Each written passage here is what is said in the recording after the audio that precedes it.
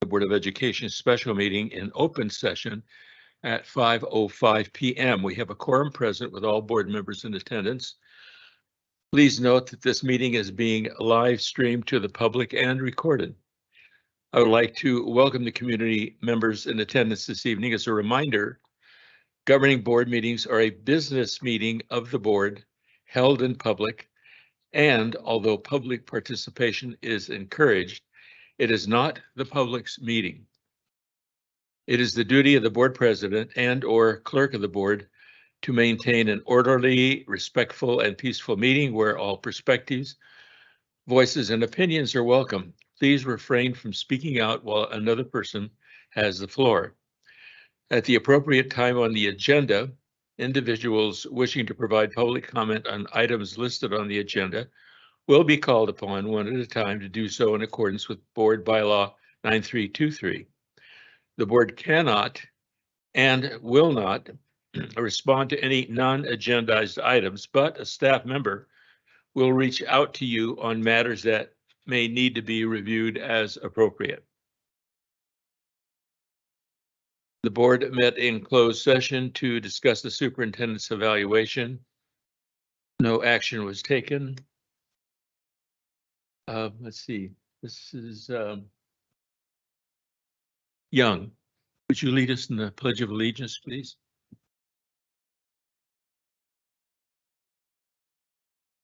I pledge allegiance to the flag of the United States of America, to the republic for which it stands, one nation, under God, indivisible, with liberty and justice for all. Everybody.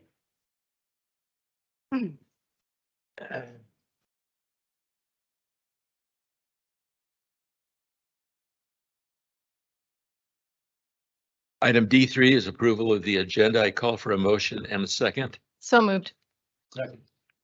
Been moved and seconded. Any comments? All in favor? Aye. Aye. Opposed? Hearing none. Motion carries 5-0. D4, public comment regarding meeting agenda items. Individuals wishing to address the board were requested to complete a request to address the Board of Education card located at the entrance to the boardroom and submit it to the executive assistant to the superintendent and board. In accordance with Board Bylaw 9323, individual speakers shall be allowed up to 3 minutes to address the board on each agenda item. The board shall limit the total time for public input on each item to 20 minutes. E, consent calendar. Consent calendar item. We have one comment. Yeah. Oh, we do. So we have one public comment. Francis Burns. Welcome.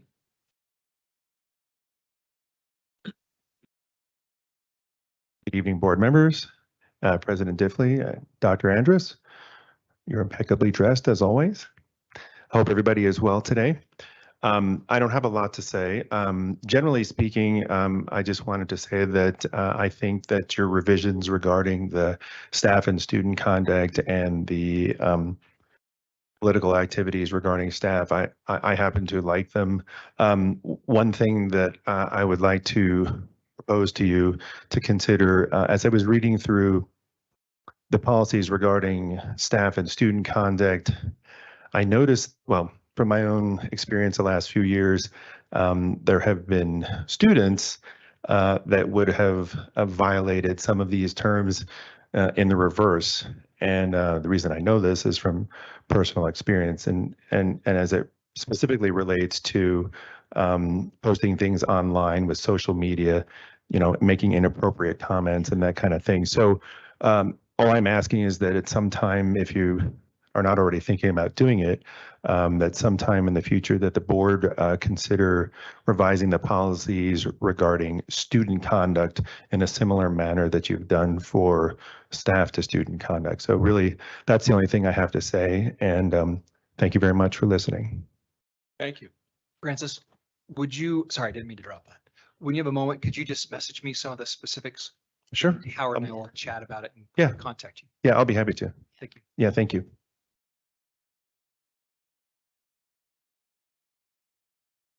Yeah. Sure. So does that affect our agenda item two? No, not necessarily. No, because it's still our decision to make here, your decision to make here. Specifically, the comment made is it's maybe there's language here that's worth considering in our student conduct code. So Great. Okay, item E, consent calendar. Consent calendar items are voted on collectively as a group. Upon board member request, items may be removed from the consent calendar for discussion and individual action. Do I have a motion and a second to approve the consent calendar items E1 through E4 as presented? So moved. Second. Any comments? All in favor? Aye. Aye. Any opposed? Hearing none, motion carried 5-0. Item F. F1, presentation of services offered by Capital Advisors Group. Dr. Andrews? yeah, so we have some distinguished colleagues coming from Sacramento. If you want to come on up, this is Kevin Gordon, president of Capital Advisors and a partner, and then Jack O'Connell, also a partner there, works with Kevin on representing issues across the state. So gentlemen, the Great. time is yours. It's a pleasure to be before you, Mr. Board President, members of the board, and the superintendent. And we've had some conversations with the superintendent where he'd asked about our advocacy because we do represent some of the districts across this county and in different parts of the state. And one of the responses that I was giving him when we were talking about it was that it has a lot to do with the level of activism by and interest really by the governing board in advocacy and sort of plugging in. One of the things that does happen a lot in the state, and I know you guys are well aware of this, is there's plenty of people up in Sacramento who those districts will hire advocates and they'll go speak on different issues.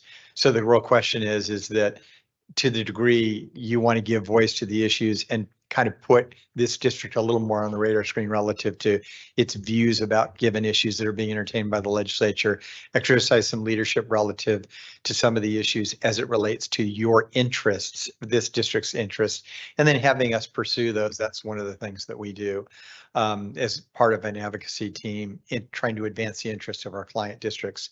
But the other main part is, and when I saw the agenda item spelled out kind of the way it is what we really wanted to do, just come and share with you guys an update because the budget's actually being finalized in literally in like a 72-hour period right now. We thought we would give you a little bit of a sense of what's going on with that. And then at some point, if you guys as a board, this district feels like a little more engagement in legislative advocacy, like some of the other districts in this county have brought us in to do that for them, we are happy to entertain that. So I've sort of give that as the introduction. I want to start, and I'm happy to have any questions that you guys might have as we get done, sort of giving you this bit of an update. So one of the things we look at when you look at the budget is we're always trying to look at it through the lens of how does it affect this district specifically? That's the way kind of we approach it for any of our clients. And when you take a look at the budget, we've got obviously a pretty serious revenue problem in the state of California. Despite the fact there's a revenue problem in the state of California, there's still some new increased ongoing spending going on as proposals in the budget. The question is, how does that affect this district? Is it good for you, bad for you? And frankly, there's a good deal of some of the new spending that's proposed in the budget, new permanent ongoing spending that doesn't necessarily benefit this district. So the things that do affect this district a lot will be probably the top line item, which is the proposal that they cut $4.3 billion in the current year budget. And the problem with that is that this board has, with your governance team, adopted a budget for this year that we are wrapping up basically. You've made commitments, you've had public hearings, you've had engagements with the public about what they expect you're going to deliver with that money. And then the legislature proposes to take the money away in the middle of the current year. Well, that just doesn't comport with, good fiscal policy. It puts you into a very awkward position. So, and there are lots of places that you could advocate on the budget, but trying to preserve those block grants, the block grant for art, music, and instructional materials, And the other block grant that was sent out that you guys get very little of, I suspect, the learning recovery block grant, it only went to certain districts, but that main block grant, $3.6 billion, the original amount, trying to preserve as much of that as possible is important. But the good news is, and we've had lots of conversations with lawmakers over the last month about this issue. And frankly, you guys have probably been engaged in it too with your own lawmakers, but is that I think there's going to be a sense of backing away from that pretty significantly. And Jack's going to get into a little more of the detail on those two block grants and the dollar amounts that are involved. And then I'm going to talk a little bit more after he gets done talking more about the block grant. I'm going to talk a little bit about COLA dynamics, cost of living allowance, and sort of as a governance team, as a board, how does that position you guys relative to our labor partners, and what does that mean? And I'll give you a sense of that. So let me introduce Jack, and you can talk a little bit about that. Thanks, Kevin, and Mr. President, members of the board, and Mr. Superintendent, Jack O'Connell, and it's a pleasure to be here. Kevin and I really enjoy doing this quite a bit. And spoiler alert to the COLA issue, we're looking good for 8.22%. And so that's on the LCFF, that's on about half the categorical programs, and Kevin's going to go into more detail on that. But with respect to the big issue that Kevin talked about and what does it directly impact your district would be the 2 block grants that the legislature and the governor put together for last year. And the first one that I'd like to talk about for about 30 seconds is the one for the music, arts, and instructional materials. And we were real excited, with the name and the goals and everything of being big proponents when this program was put together last year, about this time last year. The legislature really took the initiative. And as Kevin said, $3.6 billion for this. And it went out on a per ADA basis, every single student in the state of California. We're just under 6 million kids today. And so this money, half of it went out the door in December, 1.8 billion. And there's another 8.8 billion. The balance of it is currently sitting in Sacramento, waiting to go out. Well, in January, when the governor first put forth his budget, he said, we're going to be a little bit short of money, and we're going to need to claw back about 1.2 billion of this 1.8 in order to fully fund LCFF at the COLA. And at the time, the COLA was 8.13%. So the initial proposal said 1.2 billion clawback of the music, arts, instructional materials block grant. Then when the governor did the May revise about 3 weeks ago, he really upped the ante on us. And there was still about $607 million left of that balance. And the governor said, we need it all. So that was another 1.8 billion coming out that was sitting in Sacramento. We've been asked the question quite a bit. And as the former elected state superintendent, people said to me, well, how come that money hasn't gone out the door?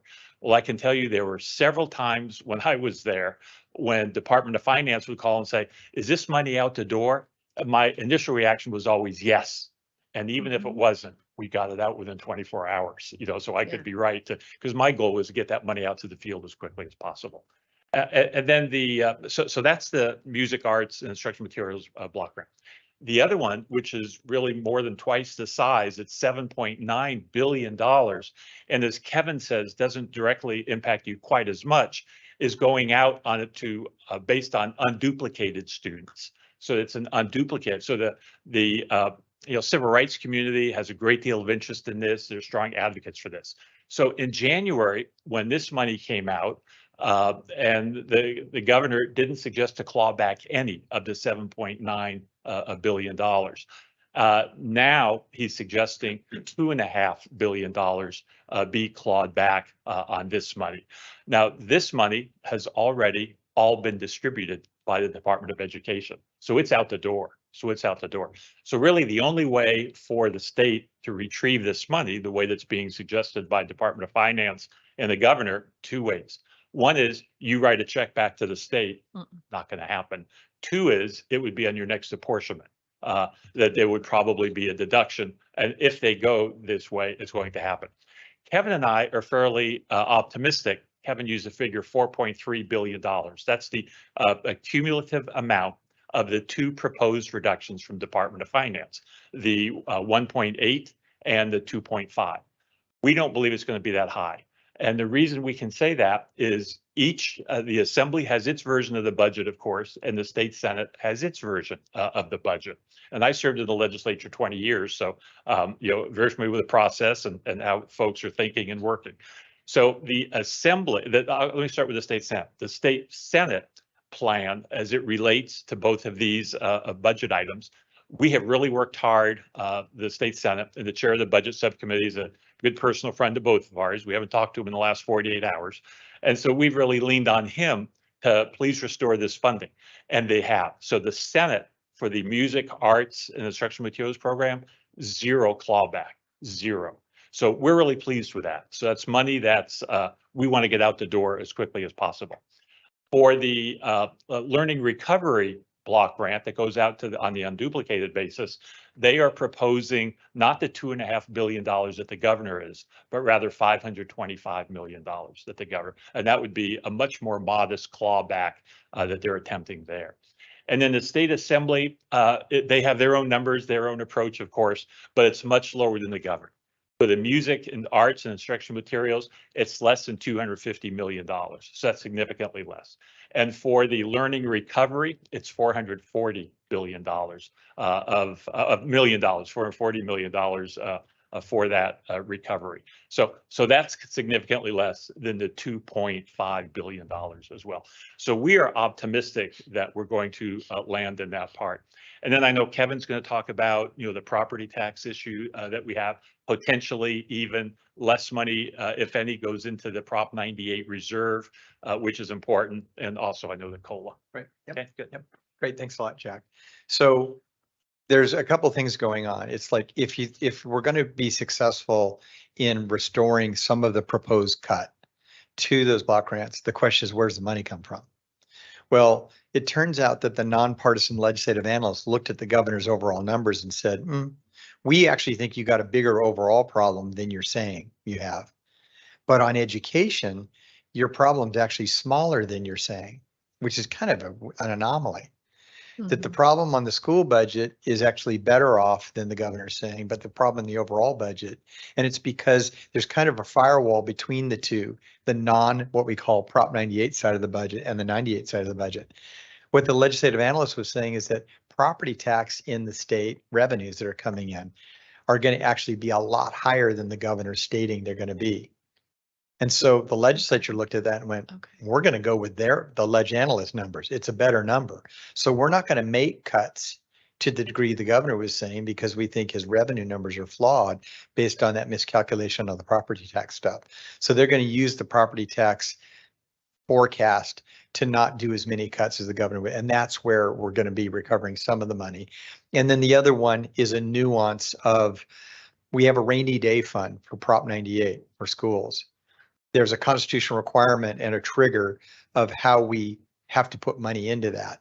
The nonpartisan legislative analyst, again, typically more conservative than the governor, says, Governor, you're overestimating what you have to contribute to that by almost $2 billion. So again, the legislature looked at that and said, we want to go with the legislative analyst option rather than the governor's. So the combination of the property tax piece and what we're required to put away in a rainy day fund would both give you the money to make, to restore some of these reductions that they're planning on doing. And if you think about it from your disposition, from a budgeting and fiscal standpoint, we should all like it when they put more money away in a reserve. But if you look at the overall fiscal situation, revenues are bad. The Prop 98 guarantee for schools, our budget is dropping. But then we're supposed to put money into a rainy day fund when it's raining. I mean, it doesn't make sense. So the legislative analyst view of this is the right way, we believe, and we think it's going to influence what the ultimate budget negotiation is with the governor. So as Jack outlined it, the total now at risk, if the governor were successful, would be 4.3 billion. The legislature, both houses, if they come together, would have a reduction of not more than about $650 million. Big difference between the two. That's good news for the district because it means you guys would be having to cut less. Now, knowing you guys have probably immediately prepared when the governor said he was taking this money to be prepared to actually give it up. I mean, you making plans that you might not be able to spend that money. So the good news is if they turn out they do not cut it as deeply. That gives you a little bit of wiggle room. And remember, it's all one-time money. And we always advise districts not to be committing one-time money for ongoing purposes. And I'm sure that knowing, again, the practices in this district, you guys haven't done that. And you've spent it in accordance with what is allowed under statute. But it will be good news if we're able to reduce that cut. So that's what we're hoping for. On the COLA. So I totally agree with Jack, and we've talked about this a lot, that the politics are simply there for an 8.22% COLA, the biggest COLA in my entire career representing public education. It's an amazing number, but so is inflation. It actually, I mean, and one of the things we try to explain to our labor partners, and again, you know, we're not our organized labor people, we're management. And so, you know, we don't constantly see eye to eye, but what we always explain is that when we get a COLA in school districts, it means you can do exactly what you did last year, that because of the cost increases. It doesn't give you a whole bunch of money to do more new things. It lets you do what you did in the prior year because of the increased cost of goods and services, right? And so, so that's the 8.22%, but the nonpartisan legislative analyst is recommending a 5.1% COLA instead as a way of saving money on the overall budget. They think they shouldn't make cuts in any other part of the budget. They object to the governor's cuts to the one-time programs, and they say you should just cut the COLA back. Well, the reason why that's not going to happen is because, again, both management and our labor partners are together in wanting the base to be protected, base funding. That's what the COLA is all about in the base for this district, is that 8.22% matters. And here's the fundamental issue. If we took a cut in that COLA down to 5.1% and we didn't get the 8.22, there used to be statutory law that said when we didn't get the whole COLA or we got zero, at some point in the future, they would make it up. That doesn't exist anymore. So when you give up that COLA to base programs that stays in there and builds over time, you're not just giving up the cost of that now. You're giving up the cost of that in your base in perpetuity, ongoing. That's a problem. So that's why the fight over the COLA has been so important for all of us. So it's one of those unique areas this year where you have those of us on the management side and our labor partners actually kind of on the same page, and we are regarding the COLA. But as Jack said, the prognosis is extremely good because the governor and Democrat leaders on both houses, I think even the Republicans, frankly, that are chair, we have Rosalicio Chobog, who's the vice chair of the Senate Budget Subcommittee. She's in favor of that, and we work real closely with her. So we've got really good bipartisan and both house, you know, agreement on this. So that's just an outline of kind of the two top line. Nickname in Sacramento. Oh yeah, on that, he says his nickname is Jack O'Cola because Jack actually wrote. He wrote the COLA formula that's still in law today that drives what the number we're getting. And you want to tell about how he invented this. I actually walked into his office, and that was a long time ago. And he had all these pieces of paper out on his desk. And Rick Simpson was a staffer at the time. I said, "What are you guys doing?" And he said, "We're looking for the cost of living index that we're going to put K-12 on going forward. The index that generates the highest number year over year." And these pieces of paper represent all these different ideas of indexes that are kept by the government. There's the state CPI, there's the national cost price index, there's this one called the implicit price deflator, which is a market basket of goods and services purchased by state and local government, has nothing to do with schools. And he goes, "We're looking at all these and we're looking at over a decade period, which one is consistently higher?" And he goes, pulls up a piece of paper, and this is the one. So he wrote that into law back then, and it consistently gives us the larger of all those amounts. Now, Governor Wilson with great signing yeah, that into law. and Governor Wilson signed that. So yeah, Jack O'Cola. Anyway, so we're going to stop there and see if you guys have any questions. Yes. I have a question going back to the advocacy that you do. Is that a paid thing that we pay you to go up and advocate for issues about our district? Correct. How does that work for districts that can't afford that? And I would include us in that district or in Yeah. that category because of our socioeconomic status and our. Yeah, I mean, we don't have a lot of extra money. yeah, there's a lot of ways that districts can try to take advantage of sort of the alternatives. Mhm. And that is that, and your own activism in CSBA that does a great job. But what I always say about CSBA is that CSBA lobbies on core issues that affect all districts. So the minute this district has a problem with the controller's office or an issue with regard to CDE or going to the state board and getting a waiver, or just to me, it's like having insurance or hiring attorneys, or nobody wants to have those expenses, but it's just a safeguard that, you got advocates who are constantly looking out for your interest. Not only that, but it's sort of like, do you let other people sort of lead the parade on the issues that impact this district? Like my advocacy, if I was representing Murrieta Valley, would be to say, we don't have as big a problem with the block grant cut that's on the block grant we don't get any money from, but we're going to be really aggressive about making sure that our legislators, our legislative delegation know the consequences of the block grant that we do get. And then when they go in behind closed doors and they start making decisions, they're very aware of what affects Murrieta Valley versus what affects anybody else. And then they vote, believe me, they vote according to what they think is going to end up benefiting you guys. So leveraging your activism in CSBA, leveraging the activism in ACTA, CASBO is a statewide association. They all have some advocacy. Again, they're not necessarily looking out specifically for this district's interest, but it's sort of the next best thing is to be active that way. And then the other issue is maintaining good relationship with your legislators.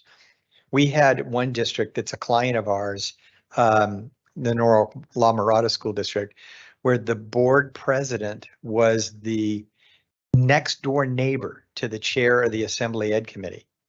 And then his office was in an office building where the office right next to him in the hallway was the speaker of the assembly. So his big question was, why do we need you people? And the answer was, and he, I think, came to appreciate it over time, is because they said, because you have no idea when's the right time to be reaching out to them on the issues that impact Norwalk La Mirada. And in that district, there would be issues that come up where they would call us and they'd say, hey, we've got this issue going on. One example was, you guys know there's a state mandate program that doesn't give you nearly the money you deserve to get. This particular district had audit findings against it that said that it owed the state a whole bunch of money for claims they were making that weren't legit. And they came and they said they want to take it out of our budget this year. And I said, well, we'll go meet with the state controller. So what we did first is we said, let's get a run of all the money the state owes the district on mandates first. And it was way more money. So I said, well, this is easy. We go to the controller, we say, we got a little deal for you. Just rebalance the checkbook. Now you owe that district $1 million less of all the millions you owe that district. Instead of trying to take money, they want to get their money first before they pay the district the money they owe the district. Classic sort of state versus school district money. And we ended up solving that problem for them, and it made sure that $1 million of money was going to kids in that district that year that they really needed. So that's the kind of role that we play. And the other thing that we talked to Dr. Andrus about was that a district your size, and believe me, every nickel, you guys are the stewards of the budget of this district to make sure that it's maximized for the interest of your kids. We totally get that. And so the real objective is how do we make sure that your interests are constantly protected? And when the state's in a position to make things, and it can be just the turn of one budget nuance that makes a difference between a lot of resources and not, but a district typically this size, and it's unique because you guys are bigger than the average district, is that they tend to have advocacy, working for you in Sacramento. But there are other ways to achieve that. So.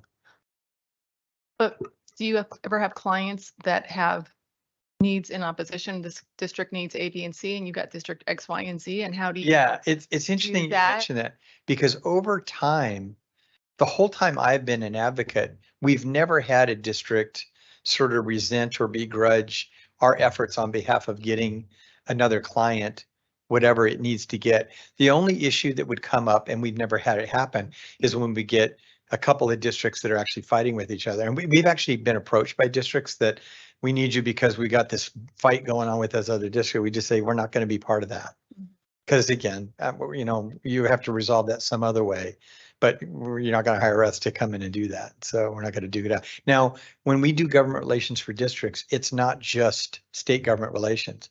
It'll be an issue that when we're having issues with the county and there's either property tax issues or there's some kind of issue going on with the county, or there's federal government issues, as you well know in person, that we have a really good standing back in Washington, D.C. with a bunch of members of the California delegation on both sides of the aisle, Kevin McCarthy and also with Nancy Pelosi. And, we're advancing the interest of school districts on issues that the U.S. Department of Education is weighing in on that may have positive or negative implications for the district. So we get involved that way. So yeah, and then the other issue is just information, giving you guys being a resource on, they just passed this budget item. We don't want to get in trouble. How does it work? Our organization works on a retainer-based agreement, and we know that our friends who do a great job in the different legal firms across the state, have an hourly approach. You go ask a question, I don't know what that's going to end up costing you. So we always try to encourage our clients to ask us as many questions about the practicality of both how statute and how fiscal rules around budget augmentations work before you go run into the lawyer, which is going to cost you probably a lot more money over time on giving you that guidance. So we try to do that. That helps provide information. And then the final piece is really timely information. And again, there's a lot of competition up in Sacramento, but there's a lot of frustration at how quickly we get information out to our clients. And partly it's because I characterize it that there's a lot of organizations that are good at reporting the news. They're not necessarily making the news. That means they're not necessarily in the room where the decision's being made or when those processes are taking place, or talking to lawmakers virtually every day and getting a sense of what's really actually happening. Well, they'll ask us literally to write language for the budget trader bill. And then we can get that intel to our clients so that you guys are aware what's going down before, weeks before maybe the Budget Act even passes. So it's helpful. I have a quick question. If you could do this fairly fast, you were mentioning that Murrieta suffers in the block grant category. And then I just know that we're trying to retain teachers, and our teacher pay isn't really commensurate with some of the other neighboring districts for a variety of reasons. Could you explain the disadvantage we'd have and how you could help a district, and what are our challenges in Sacramento as a district? Yeah, that means we don't get funded as much. Yeah, and it's a really great question, and it's also a really great question that your community and the audiences that participate, that come occasionally to board meetings, it's important for them to understand, because they think in a year like we just had that you just have pots of money and where is it and why aren't you guys, spending it in a way they might otherwise want you to. So the first issue is that the vast majority of the money that we got in the Budget Act last year was allocated out to LEAs for very specific deliverables, very specific purposes. It's all got strings attached, and there are specific expectations for a lot of that money.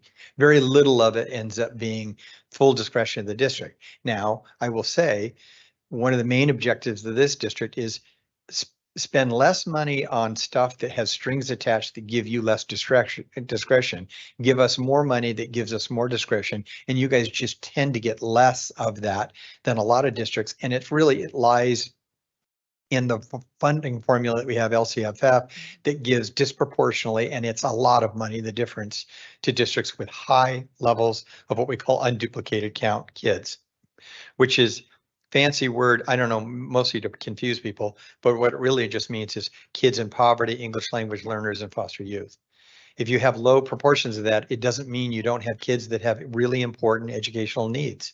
And one of the things that was very frustrating through COVID was that there were several things that there were allocations of money going out for, and you had the exact same needs that every other district would have, but yet you were getting a lot less in terms of resources for that. So when it comes to some of the pots of money, like for example, the pot of money that went out for art, music, and instructional materials, we saw that that's the advocacy for money that that you're going to get. It would have been wonderful if that had been actually the bigger pot, and not begrudging districts that have a lot of kids in poverty, give them some marginal extra money, but it ended up being flipped. Almost $8 billion in the pot that only goes to districts with that student population, and $3.6 billion in the other one. And then when the governor got to go choose what choices he was making about budget cuts this year, remember that in January, he started out with cutting the pot of money you get and not cutting the other pot at all. So bottom line is it's looking at the budget every year and saying, what are the choices the legislature can be making that will have a disproportionate better impact on giving you guys the resources that you need? And especially in a discretionary way, so you can use it for recruitment and retention of qualified staff, right? Well, and the reason I bring it up is we have a bond measure that we're considering, right? We're going to be looking at. And I know our constituents are very concerned. And of course, we live in an area where a lot of people are very critical of our governor and some of the rhetoric that comes out about who we're going to pay this, we're going to pay that. And like, we have all this money. And then here's a school trying to get crumbs. Right. And not getting funded and having all these challenges. I'm curious if is that part of within the realm of what you do as well in terms of 100%. 100% of helping to give voice to those issues, those disparities, and making sure that we're leveraging all the political assets that we have in the legislature. So when we got lawmakers that we know are in the Inland Empire that have influence, if they're not hearing that story, they can't kind of put that in their calculus about what they're going to go to what we call their caucuses and say, we need this. But I wanted to touch on the school facility issue. One of the things, and I'm a longtime advocate, obviously, on school issues. This guy's the champion on school facility finance in particular. And when we do bond measures for education, it's really important. I'd always try to appeal to conservative communities about school bonds in particular and the bargain that it is, because what it consists of, and I know this board's aware of it, that when you go out as a community and you bond, you pass bonds, that you're putting up a match against money that the state ends up passing statewide. And I guarantee you, LA Unified and San Francisco Unified and a whole lot of these other districts are happy to spend your share of that state bond money if you don't pass bonds. They love it if you don't pass a bond. Because if you do pass a bond, you now have eligibility to go get your share of that money at the state level. And if you don't pass a bond, you don't get it at all, and they get essentially your money. So I always try to point it out that from a tax policy standpoint, there is no other infrastructure that's done by government in this state that has the symmetry, particularly from a conservative viewpoint, that's better than the idea that every tax dollar we spend on school facilities in this community gets matched by money that this community doesn't have to put up. So when you think about school bonds, and I know we have to do it in a measured approach that sort of recognizes what are all the economic factors going on in the region, is the timing right? But if we need modernization and new construction, and again, you guys are in an area that's going to be more prone to potential growth than a whole lot of the other regions of the state, but also on the modernization side, just look at the age of our buildings. Is it something has to be invested there? And when you make that decision, it's in that context, and it's really important to make sure that we're articulating that. The other thing is we do come occasionally to board meetings when you guys want it to talk about budget dynamics or these kinds of dynamics.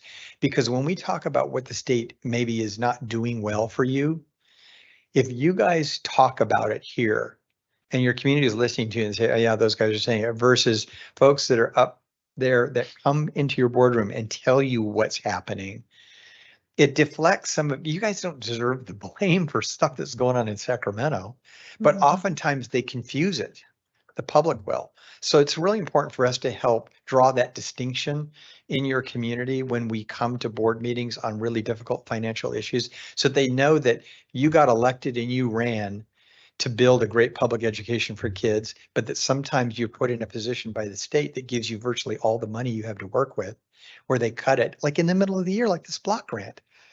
Then it looks like you're failing the parents when you're not failing the parents. It's somebody up in Sacramento making a decision to cut your money when the year's almost done, like they think you didn't spend it. So that's really the point, that there's multiple kinds of roles that we can help play. But again, I wanted this more to be an update for you guys, and that you guys can have a conversation at some point about whether you think engaging greater advocacy on your behalf is worth it. And we're happy to obviously play that role. And then we would see a little bit more of you because we'd be down here for more of your meetings. Any I other don't think the public knows that the state matches bond money, so it's really important that we get that across to the public. Incredibly important. And again, Jack was a major part of writing a lot of that. Yeah. And then the lowering the vote threshold. 5%. It used to Yeah. take a 2/3 vote to pass local bonds. Jack got that lowered to 55%. So it's still a super majority of voters. So you have that Yeah. extra that you do have to get, but it's resulted in the passage of a lot more bonds to help build schools for kids. 70%. Yeah, our last bond measure BB in 2014 was a 57 point something. Oh, wow. Passage rate. You're welcome. Thank you. Were you involved in that? I wrote You wrote, yeah, that, It wouldn't have passed if he hadn't. Right. well, Oh, thank you. Because it would have been 67. Yeah. Yeah, thank you. Gotcha. Okay. And by the way, that whole, and we'll have to tell you the story some other day, but the whole coming down to what that percentage was going to be was determined in a negotiation between him and the governor in a phone booth. It doesn't exist anymore at Ontario Airport. I have a question. So I watched a couple of the budget perspective workshops Good. that you had. Yeah. So as far as the revenue situation, I'm just wondering, with your advocacy, you're very focused on the school, a local school district issue. But I wonder in your advocacy, if you at all deal with the kind of the bigger issues of, how they're saying, I have this editorial that I saw about the net AGI outflow from California in the different years and how it's cumulative, and because of the tax structure that we have, that rate is accelerating of the Right. 1% who pays 50% of our taxes is leaving at an Yes. accelerated rate. So do you lobby any of those issues, tax issues? Yeah, and so one of the things that we've been advocating for the longest time, and the state has had the luxury of ignoring it for almost a decade now. But if you just go back a decade ago, and I actually served on a commission that the state had impaneled at the time the governor had put together, and I got to sit on behalf of the education community on a panel that was going to be the Tax Revision Commission. And the whole goal was to say, look, we cannot sustain these ups and downs, this volatility, when we have so much of our revenue that's completely dependent, essentially on Wall Street, on the very, very wealthiest of Californians. And so when I always say, when Wall Street catches a cold, California School of Finance suffers pneumonia, is that it's just not a good relationship. And I remember we would go, and you guys probably haven't been on the board long enough to remember times. It just seemed like it was every 3 years we were doing cuts. We would get a little bit of a growth year, and then we'd be right back into budget cuts again. The last 12 years has been the longest sustained period of time during my career where we've had every single year of growth.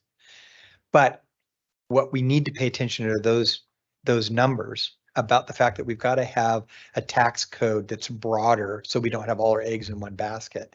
And so, yes, advocacy on that stuff is stuff that we've been advocating on for quite some time.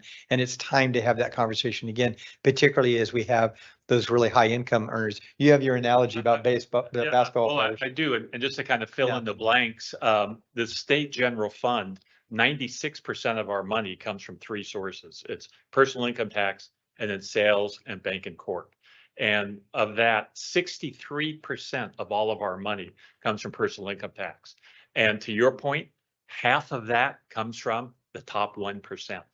And so, and where do they make most of their money? The stock market. So to Kevin's point, when Wall Street's doing well, when the Dow, last year was hovering around 36,000, 36,500, today it's at 33,000, not as well. And so, when those folks leave, that definitely adversely impacts our state general fund.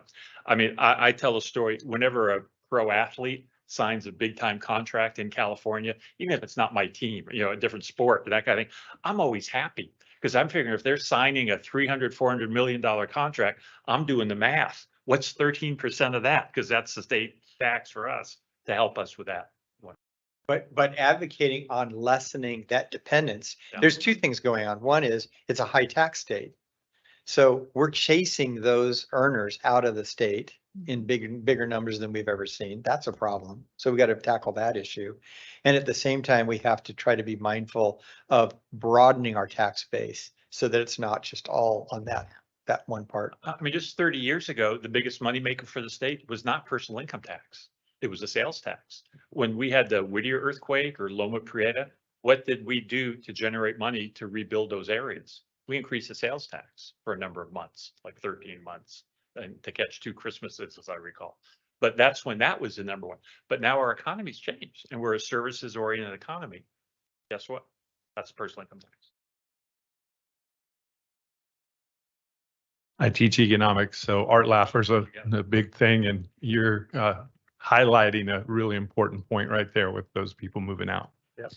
Appreciate it. Good. Thank you, Mr. President. Yes. Yeah, we are. Great. Any other questions? Thank you for coming and We joining us. appreciate Thanks so much. you Good to very be here. much. Thanks so much, guys.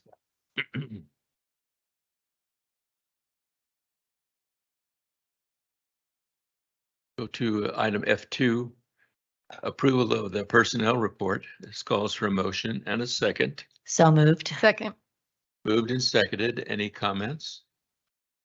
Hearing none, all in favor? Aye. Any opposed? Hearing none, motion carries 5-0. Moving to F3, approval of overnight and/or out-of-state field trips. no, Are we out of? Oh, I'm sorry. Right here, second.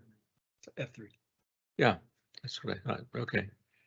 Second reading and adoption of proposed revisions to board policies and administrative regulation.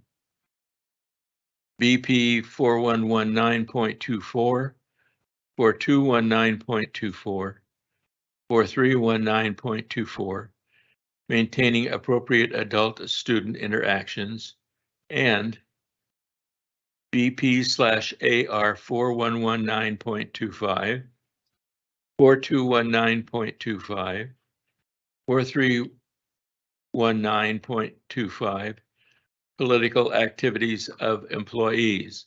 This calls for a motion and a second. so moved. Second.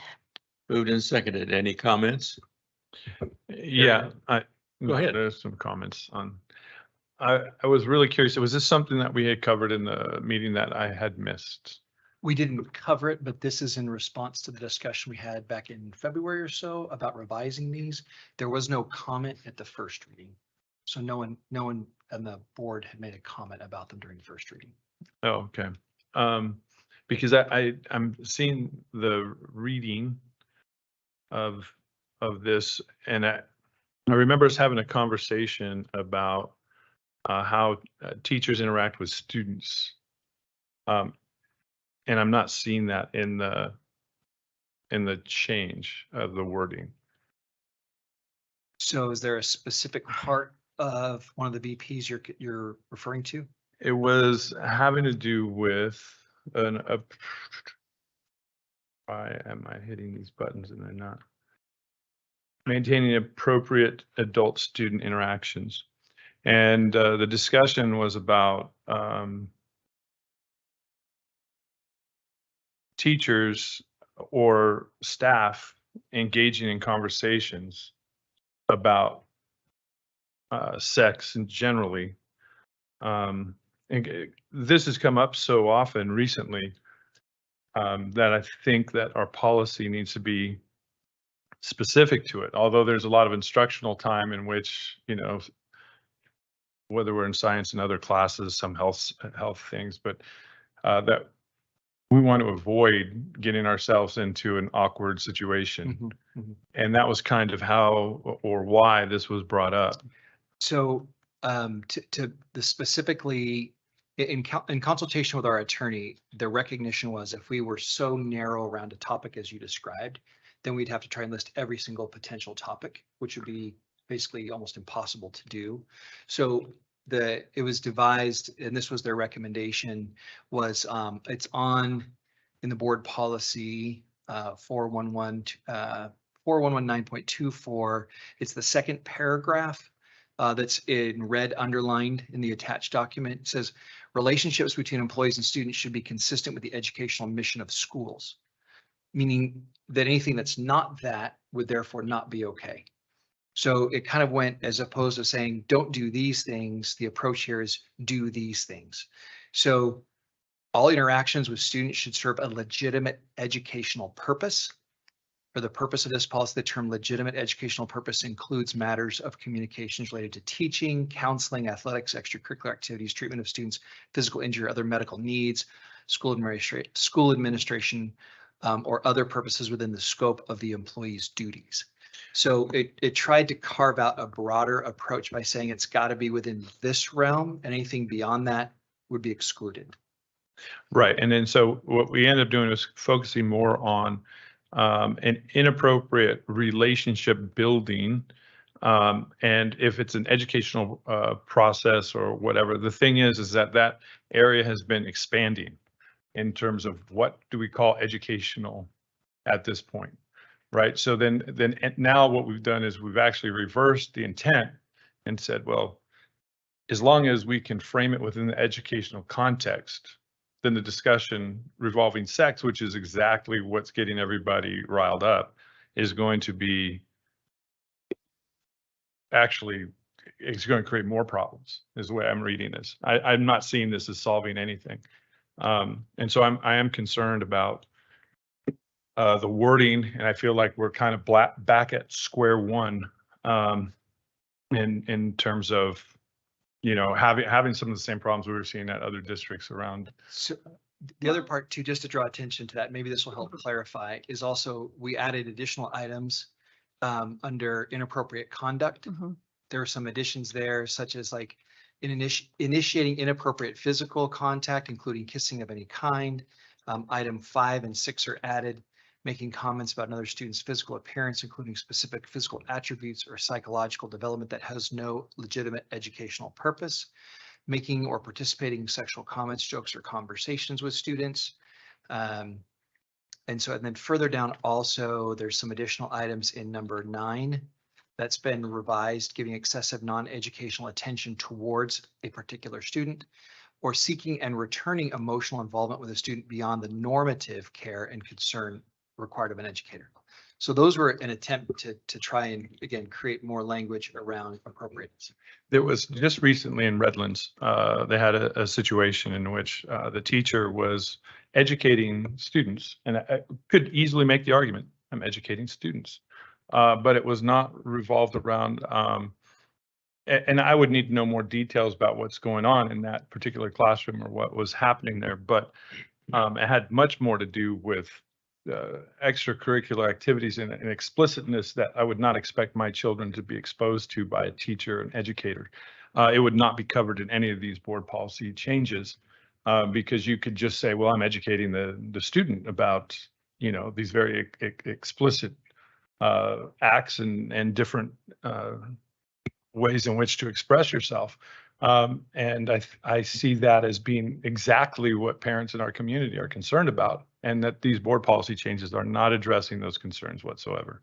One of the things that I saw, though, that caught my eye under the inappropriate conduct section was number 15, non-guidance or counseling staff encouraging students to confide their personal or family problems and or relationships. And I think that's very broad, and it says teachers don't encourage your students to confide any personal issues with them, that should be handled through guidance and counseling staff. Yeah, I think the students, I'm not as concerned about students addressing teachers. My concern stemmed from the staff using instructional time to instruct or educate students on different explicit sexual proclivities or what have you, and under the guise of education. I have a question about in that paragraph on the first page where it lists the educational process, and it talks about let's see here. Oh, actually it's the third paragraph in red, and it says all interactions with students should serve a legitimate educational purpose, and then it lists these different areas: teaching, counseling, athletics, extracurricular. And I guess counseling, what I'm wondering is, so counseling, there's academic counseling, which would be, you know, obviously, you know, under the legitimate educational purpose. But I guess I wonder how other types of counseling, you know, how that fits into this whole framework? So from from an administrative perspective in schools, the term counseling, we oftentimes teachers are asked questions in specific things.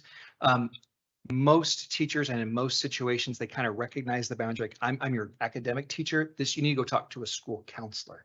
And so oftentimes, the vast majority of time, we do request that teachers defer such more sensitive topics or personal matters to speak with a school counselor. Those school counselors have a separate credential that they're required to earn, which is different than a teaching credential, on how to appropriately counsel students. And they're not licensed therapists. Our school counselors are primarily academic counselors, but they also are able to provide support to students and then connect them by way of family and other community resources to additional more therapeutic services if something is really bothering beyond the scope of what a school counselor can do.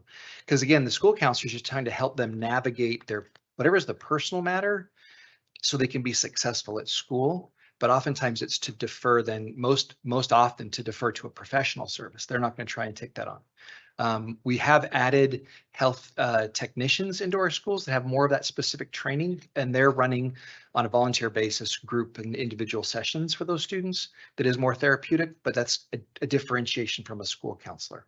So the term counseling has pretty broad meaning there, but it isn't most of those personal matters. The vast majority of them, our staff are working to, connect them back to family and or professional services.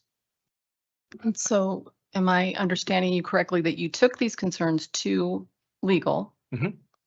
And their legal advice was not to go any more specific than this? Yeah, in consultation with both listening to what we heard and our own staff and with our attorneys, this is what they had recommended for us. And we reviewed it. We made a couple of revisions in a couple of places. They had listed out all the specific things we talk. It's actually over on the other policy around the political activities. We talk about protected class of citizens. But they had listed all of them out. But for the most part, this is pretty much what they had recommended for us. That kept us on a legal ground without being too specific. That would, again, make a laundry list of things you can and cannot do, but to keep it broad with this topic of the phrase that consistent with educational mission of the schools and legitimate educational purpose. Because again, I think some of the things you're referring to, Mr. Pardue, are not legitimate educational purposes. Right, and I'm just wondering how that's defined in school board policies. So I'm reading this and I'm agreeing with everything that we put in there. It's definitely, part of the training that all the teachers go through every year. And I just don't see any change I think everyone understands and appreciates that. The purpose that I was looking for was trying to find a definition or a board policy that would avoid us really running afoul of everybody, in terms of how things are taught in the classroom. What are we teaching? And if we could firm up a line to say, hey, let's try not to cross that line right here. Is that over in the instructional policy? On the would it just be on the instructional side that we should be looking at? We can review that one too. I mean, when we reviewed this, we found that this did provide some enhanced language, which added the phrases that I just referred to about legitimate educational purpose. That is helpful to add to this policy's definition about those relationships. Mm-hmm. If you're talking, and what your sounds like is that it's also an element of maybe the instructional, because we have a separate policy that's based on instruction. Mm-hmm. And maybe there's an opportunity to insert language there that would maybe draw more close. So it's something we could review on the instructional side of it in terms of, because I think the biggest concern that I hear, especially with the things that are happening around everywhere right now, is just what is being taught in the classroom that's impacting my child that I'm not comfortable with as a parent. Is there a clear line that we're establishing for teachers who are teaching health, sciences? I'm not sure what our sex ed curriculum looks like in terms of, are we doing birds and the bees? Or are we just, how far are we going? It's pretty much it's everyone who comes in and looks at our books are like, oh, that's what I had when I was in school. Mm-hmm. And so we actually do a good job of keeping that line. But I think to your point, this will add to, and oftentimes when there is an issue and maybe Mr. Rideout can add to this, but we're oftentimes looking at multiple policies. It's not just one that we refer to when an employee needs correction. And so it could be that we can, and I can, of course, can forward and pull that up for you and send you over the instructional policy one, so you can take a look at that and see if there's opportunity. And we can, again, put that on the agenda for a future meeting and discussion. Right. I think it would just take one bad, how would I put that? A lack of judgment on one teacher to put the entire district into a bad situation. Yeah. And I know that that could be in any Yeah. realm for Yeah. sure. Yeah. True. But I think being maybe more vigilant about it, considering everything, would be important. And just to, as matter of public record, because we're on camera and so forth and being recorded, if there's ever an incident where someone feels that's happening, we need to know about it. They need to Absolutely. report it to their administration so we can investigate, because we take every one of those seriously. So we would encourage, if that occurs, we need to know about it sooner rather than later. Just one quick clarification. So back to the counselors, Mhm. is there, I would assume counseling is a very, confidential, private kind of thing. So I don't, is there any, I don't know how you would oversee that kind of thing to know what's going on in a private session like that, whether it's or, like, if it falls under the definition of the legitimate educational purpose, as you were, just speaking of, yeah. Right. So we do require that our counselors, in every time they meet with a student, they document that they had a conversation. They don't document because, again, it's a private record. It's not public for everyone, but it's private to that part of that student's educational record. And they will make notes of what's been involved, because we oftentimes have to refer, like, what's the pattern that's happening, or just document that we met with them. And usually it's not something that's horribly personally confidential. It's more along the lines of, I'm having trouble getting to school on time. How can we help you? And it's something relatively, it's impactful to the individual, but it's kind of innocuous overall. But our administrators also do they're to follow up with our counselors about what are issues that our students are facing. They meet with them on a regular basis. And we also have a district counselor that provides guidance on that.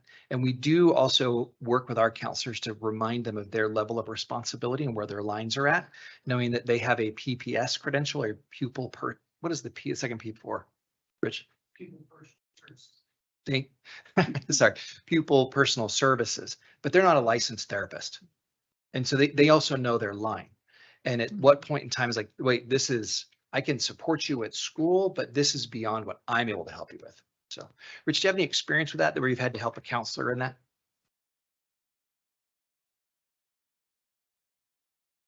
Let me test. I think I got it actually. All right, I'm actually somewhat competent. So with that, what you're talking about is you're talking about the PPS. That's your typical school counselor that's going to typically deal with more of the school related services. There are counselors that do deal with more of the clinical side of things. And those are more confidential, related to their personal related situations. But in terms of the services provided from the school district, the basic school counselor is your PPS credentialed counselor, and then your licensed clinical people are people that would go to when you get to the next tier of intervention support needed for a student that might have more impactful needs, I should say. So it's a matter of monitoring that, and our staff, they get involved with that. We also recognize, and I very much appreciate what this district does, is they do maintain an ongoing record of students who are at risk of some sort of an issue. It usually, whatever the personal matter is, it oftentimes affects their academics, which is our primary monitoring thing, but it sends up flags to us. Like, something's happening. How can we help this student? And so I know that our staff, they meet regularly to review those individual students. How can the school best support what's needed? And counselors oftentimes say, this is beyond what I can do. I'm still supporting at school, but we've referred them, we've contacted the family, we're referred to a clinician. So we strive to keep within the bounds of what is our responsibility and our capacity, and then defer to more professional experts or specialized experts that can help a student and the family with whatever the matter may be. Okay, so on F3, do we have a second? We have a We first. and a seconded. First and a second, Yeah. okay. Comments we've had, all in favor? Aye. Aye. Any opposed? Hearing none, motion passes 5-0. F4, public hearing regarding the proposed 2023-2024 local control and accountability plan and the local control funding formula budget overview for parents for the fiscal year 2023-2024. I hereby open the public hearing at 6:10 p.m. Do we have any comments or questions? A resounding no. I actually have one, but who would I be addressing them to? Ms. Muchnick's not here. She's Okay. in Las Vegas with her principal, so we're going to take note and try and resolve that for you. So what's your question? It's just a simple little question.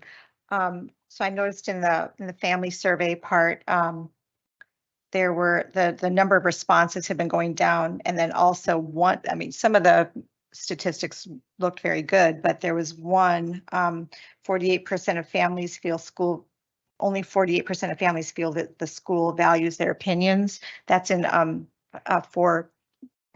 Do you have the page number so I can be on the Yes. same page as you? Yes. Let's see here. Bottom right-hand corner, Family survey. Oh, it's on 103. 103. Yeah.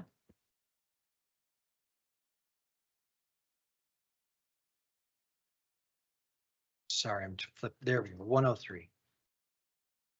Yeah, so anyway, maybe it's better for me to ask her about it later, but so the surveys, the baseline responses were 1,219. And then the year one was 1,576, and year two, the responses were 989. That seems to kind of go right along with, if they feel the school isn't listening, then I guess they don't want to answer the survey. I don't know. Yeah, But anyway, yeah. I was just wondering what she thought about that. Yeah, we can ask that specific question of her about how they're feeling about that. It is something that we do when we see those declines, especially patterns over time. Mhm. It does make us think about how can we better engage with families. I do know that they've had discussion about, which is one of our efforts, which is also why it showed up in a goals and direction under family engagement. And we're participating with the community engagement initiative by the state of California, because we want to increase that. Mhm. That's why it lives in that document, and that's why we're doing some efforts that way. Yeah. I am happy to announce that next year we do intend on modeling the parent liaison positions that we've seen modeled in other districts in the county. We're going to start with 3 different positions. Awesome. And we're not ready to launch that. We still have to work out a little bit of a job description, because the parent receives a stipend for that. But we do recognize the need to improve that. And that's one of the small efforts that we're going to take. And then over time, as we expand that participation in that initiative to other schools, we're going to see how this pilot goes. We want to replicate what's going to work. But that is one that we saw that it's starting to dip a little bit. And so we're like, what's happening with our families? How can we help them? The other part too, that we recognize that, and we saw it in another metric. We saw some of our families are more families have both parents working, because we've seen an increased request in full day kindergarten, full day preschool, and so forth. They might just be busy. And so, but we have seen an increase in the request for that. So we're seeing less, and sometimes in essence, parent engagement, because they're busy working. So it's part of, that kind of goes hand in hand, but we also want to, how can we support them the best as we can? With the parent liaison positions, what's the possibility of that moving into an actual parent engagement coordinator? Other districts have that. I know it's a money issue, but they have it, and it's very successful, and gets a lot more information from the community, from our parents. Thank you. A parent coordinator would also do quite a few things for us in that regard. We kind of referring back to what Kevin Gordon mentioned about LCAP. Our unduplicated count is actually, the 3-year average is actually growing over time. It's a 3-year rolling average. Right. Correct? Am I doing it right? Check with my CBO, make sure I'm on track. And so that number is increasing because we're doing a better job of collecting data around families. And so that dollar amount will grow. Also, this LCAP plan is the end of a 3-year plan. So we start a new 3-year plan going forward next year, and we're looking to make a couple of revisions. Okay. One of them is actually to develop and create a parent center, and most likely with a full-time parent coordinator. As a matter of fact, Okay. next Wednesday, Faith Muchnick, Tamara Dewey, Mhm. who currently wears that hat and the equity hat, she's got both. We're going to visit Corona Norco, which is like It's apparently one of the greatest ones in the region. So we're gonna Yeah. go take a look at it. So this, the general, in general, we're noting what you're noting, and Mhm. we're taking a couple of steps to move that direction to address it. Ruby Rivera over in Palm Springs would also be an awesome resource for you because she actually started that parent coordinator position there. I'm going to say 3 or 4 years ago, Yeah. pre-pandemic. I had a chance to visit the Palm Springs Parent Center, Uh-huh. and when I walked in, the first thing they said to me was, "Go to Corona. Go to Corona." North Did they Carolina." really? That's what Okay. They said, "Come and Awesome. see." Okay. And I saw it, and I was appreciative of what they had in place, but they said, Mhm. "Go to Corona Norco." They're the North That's Star. they're the one All who right. they follow. And so, and actually, former board trustee Ellen Larson, she also Mm. recommended that one too. So, Okay. and she's Listen been to helping Ellen. us with the training that we've participated in. Great. Okay, any more comments for F4? Hearing none, I close the public hearing at 6:15 PM. Moving on to F5 of an approval of course-based independent study courses. Call for a motion and a second. So moved. Up second. Moved and seconded. Any comments? I just think it's great looking at it and looking at how rigorous it is and a number of courses offered and how this has evolved from pandemic learning, go home and do everything online on Monday. Friday we were in class, Monday we weren't, to this actual entire school, an extra school here in our district that really caters to the very specific needs of students who do better not in the classroom or in a combination of classroom and online learning.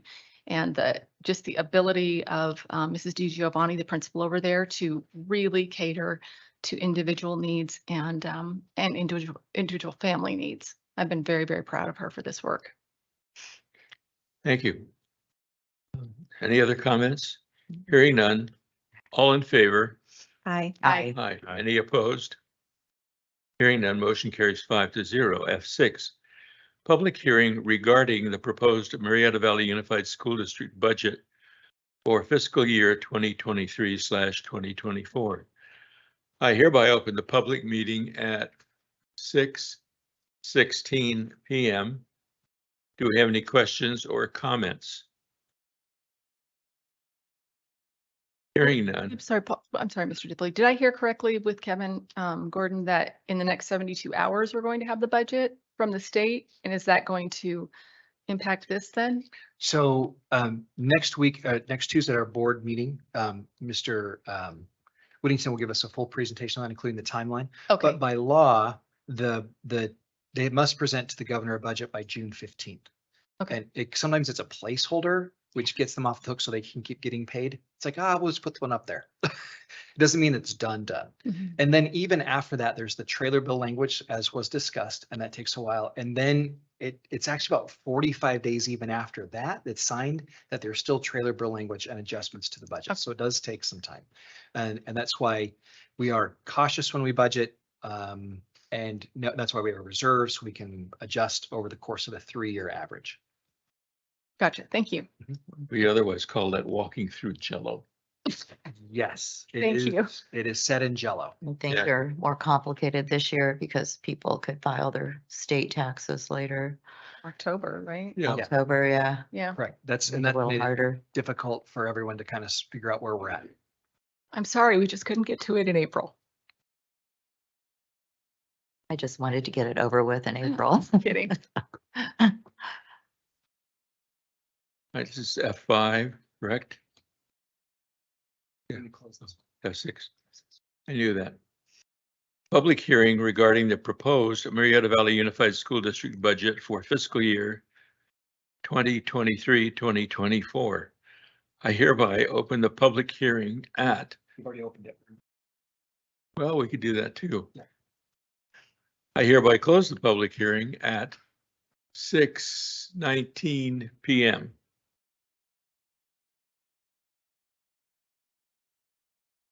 We move on to I, right? This is the best part. I call for a motion and a second to adjourn the Board of Education meeting at 6:20 PM. It's moved. Second. Moved and seconded. Any comments? All in favor? Aye. And opposed? Motion adjourned. Thank you for all coming and